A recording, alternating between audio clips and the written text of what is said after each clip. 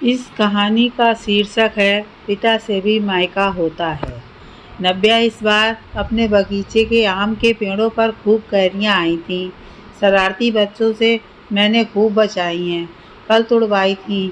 कुछ कैरियाँ भिजवा रहा हूँ, लौंजी बना लेना।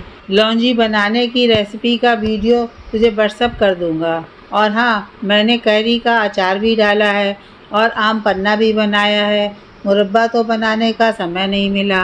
अचार में सरसों का तेल हल्का गरम करके और मिला लेना। तेल में अचार डूबा रहेगा तो ख़राब नहीं होगा। कोशिश तो करी है बनाने की, पता नहीं कैसा बना होगा।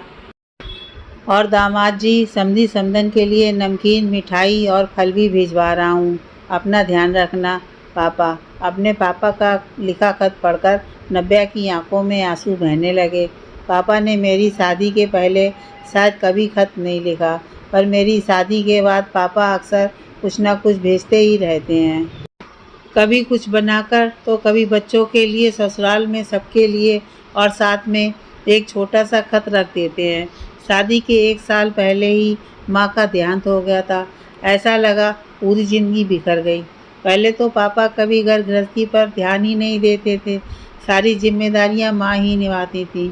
पर माँ के जाने के बाद ना जाने कैसे पापा एकदम बदल गए। ऐसा लगा उनके दिल में माँ का दिल आ गया। कभी हमारे लिए शायद ही कुछ बनाया हो, पर माँ के जाने के बाद मैगजीन में ढूंढकर, अखबारों से रेसिपी ढूंढकर, यूट्यूब खंगाल कर नई नई चीज़ें हमें बनाकर खिलाते। अब देखो, कभी ज़िंदगी में अचार नहीं डाला और शायद ही माँ के बनाए अचार की तारीफ़ भी नहीं की होगी। पर आज ढूंढ ढूंढ कर रेसिपी ढूंढी, कैरियाँ कटवा के लाए, अचार बनाया, आम पन्ना बनाया, और तो और कभी शायद आम के पेड़ की तरफ ध्यान भी नहीं दिया होगा, पर अब रोज़ाना बगीचे में पानी देते हैं माँ की तरह। माँ के लगाए पौधों को सींचते हैं। आज भी उनमें वही गुलाब आते हैं जो माँ को बहुत पसंद थे, गुलाबी और सफ़ेद गुलाब। पौधे में भी पानी डालते हैं। शायद इन गुलाबों के फूलों में माँ को याद करते हैं। जब माँ थी तो शायद ये गुलाब ना दे पाए। सच, जब कोई अपना दूर चला जाता है तभी उसकी अहमियत का एहसास होता है। दूर जाकर ही ना जाने क्यों वो करीब हो जाता है। कैरी चुराने के लिए शरारती बच्चों ने फिर परेशान करना शुरू किया। अब दोपहर की नींद छोड़कर भी कैरियों को बचाते हैं, क्योंकि उन्हें पता है उनकी प्यारी सी बेटी नव्या को कैरियाँ बहुत पसंद हैं। आम पन्ना, लौंजी, कैरी का अचार। माँ की जगह अब शायद अपनी बिटिया को मायके का वही स्वाद देना चाहते हैं। शादी में साड़ियों की शॉपिंग भी करवाई। माँ के लिए शायद ही कभी साथ बैठकर साड़ी खरीदी होगी, पसंद करवाई होगी, पर अब हर साड़ी की विशेषता बता रहे थे। दुकानदार भी अचरज से देख रहा था। नव्या को शर्म आ गई। चूड़ियाँ खरीदवाईं, गहने, घर गृहस्थी का सामान, सब कुछ।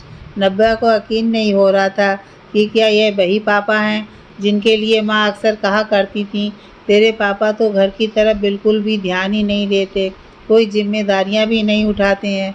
तुम लोगों की हर छोटी बड़ी चीज़ों का मुझे ही ध्यान रखना पड़ता है। पता नहीं अगर किसी दिन मैं नहीं होंगी तो क्या होगा। हाँ, माँ के लिए एक सामान्य पति थे और हमारे लिए एक सामान्य पिता, पर माँ के चले जाने के बाद शायद उन्होंने माँ की कमी महसूस करी, अपनी गलतियों का एहसास हुआ होगा। ऐसा क्यों होता है, जब कोई चला जाता है तो उसके दूर जाने के बाद ही उसकी कमी खलती है, उसकी अहमियत का एहसास होता है। एक बेचैनी होती है, गिलानी होती है, पछतावा होता है कि काश मैं उस समय ये सब कर पाता। माँ के जाने के बाद पापा इस दुनिया के बेहतरीन पिता बन गए, माँ बन गए। शादी के पहले माँ की तरह समझाया। नव्या ससुराल में सबका सम्मान करना, प्यार देना, कोई कुछ कहे तो बुरा मत मानना, थोड़ा धैर्य रखना पड़ता है, सब्र का फल मीठा होता है। ठीक इस आम के पेड़ की तरह पेड़ में कैरी आती हैं, समय लगता है, पता है, तभी तो मीठा आम बनता है। क्या पापा, आप भी ना क्या क्या उदाहरण देते हो, नव्या मुस्कुराकर कहती है। हाँ, पर साथ भी यह भी हमेशा ध्यान रखना कि कुछ भी गलत हो तो तरीके से कहना, अपनी बात नम्रता से रखना। मैं हूँ तेरा पापा, छुपाना नहीं मुझसे कभी कुछ, समझी। ये कहते हुए पापा की आंखें छलछलाईं। पहले तो शायद ही कभी पापा से ऐसी बातें हो पाती थीं। तेरी पढ़ाई ठीक चल रही है, बर्थडे पर क्या चाहिए, बस यही ज़रूरी सवाल ही पूछते थे। फुर्सत ही कहाँ थी, शुरू से ही कम बोलते थे। एक अनुशासन प्रिय कठोर पिता ही रहे हमेशा। पर देखो, सोचा भी नहीं था कि पापा का दिल कितना नरम है, इतने एहसास हैं उनके दिल में। आज ससुराल जाती अपनी बेटी को ज़िंदगी का पाठ पढ़ा रहे हैं एक माँ की तरह। बस जब बहुत दुख हुआ उन्हें, जब कन्यादान ना कर पाए, शायद इस पल में उन्हें माँ की सबसे ज़्यादा कमी महसूस हुई। विदाई के वक्त जब मैं पापा के गले लगी तो पापा को अपने सबसे करीब पाया। इन 25 सालों में शायद उन्हें इतना करीब कभी नहीं पाया था। ससुराल चली गई पर हर सप्ताह पापा का फ़ोन आता, एक माँ की तरह मुझे ढेर सारी नसीहत देते। जब प्रेग्नेंट हुई तो बहुत उलझन में थी। एक बहू बनकर तो रह रही थी, पर प्रेगनेंसी के दौरान घर के नियम कायदों में थोड़ी सी ढील चाहती थी। आरामदायक कपड़े पहनना, सुबह थोड़ी देर से उठना, अपनी पसंद का खाना, थोड़ा आराम करना, खुद के लिए फुर्सत से समय निकालना, पर बहुत मुश्किल था। ससुराल का माहौल थोड़ा परंपरावादी और नियम कायदों पर चलने वाला था। पापा के फ़ोन ने वह चिंता भी दूर कर दी।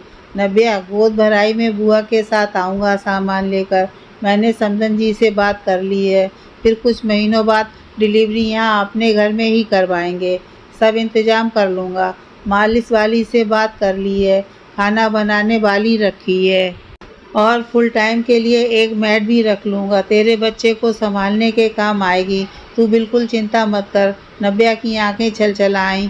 कौन कहता है माँ के जाने के बाद मायका नहीं रहता, एक पिता भी कभी कभी माँ ही तो बन जाते हैं। जब नव्या अपने मायके आई तो पापा की देखभाल में, उसकी परवाह में उसने माँ की झलक पाई। मानो माँ भी मुस्कुराकर कह रही हूँ, नव्या मैं हूँ तेरे साथ, तेरे पास हमेशा हमेशा। छोटे भाई अनुज भी चिढ़ाते हुए कहता, तेरे मज़े हैं, तेरी इतनी सेवा तो पापा ने माँ की भी नहीं की होगी। फिर थोड़ा भावुक होकर कहता, पापा बहुत चिंता करते हैं तेरी, कई बार बीमार होते हैं, परेशान होते हैं तो तुझे याद करते हैं, पर उन्हें पता है तू यहाँ बार बार तो आ नहीं सकती।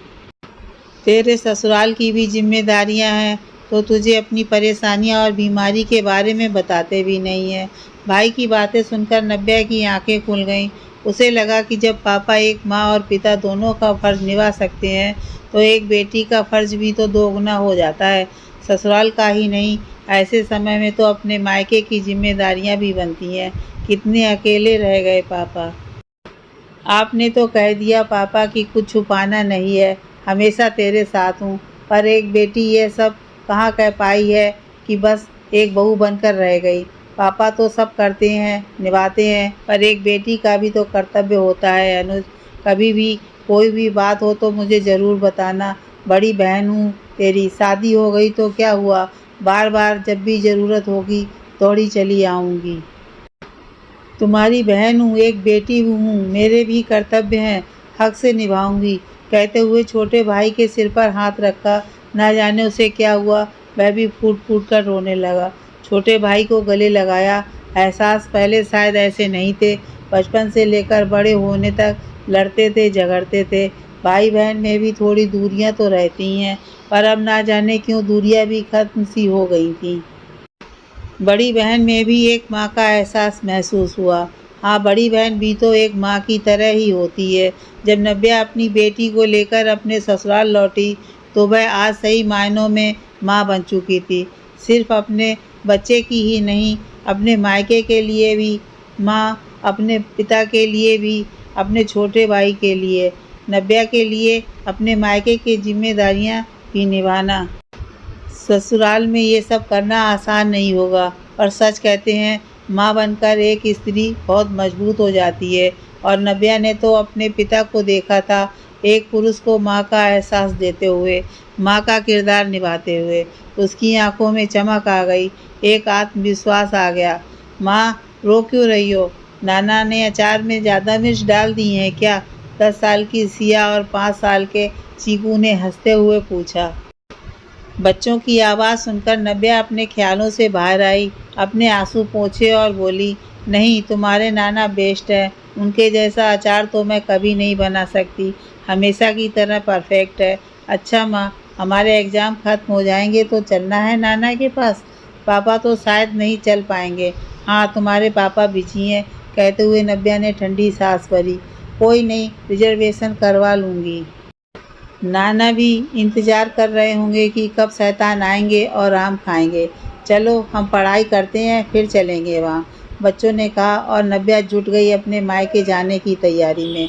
जब भी मायके जाती है तो हमेशा माँ की याद आती है, पर उसे पता है उसके मायके में बेसब्री से इंतज़ार होता है। पिता, भाई, भाभी सब उसका बेसब्री से इंतज़ार करते हैं। माँ नहीं है तो क्या, माँ का वही प्यार, परवाह और एहसास उसे अपने पिता से मिल जाते हैं। हाँ, पिता से भी मायका होता है, सोचते हुए नव्या मुस्करा दी।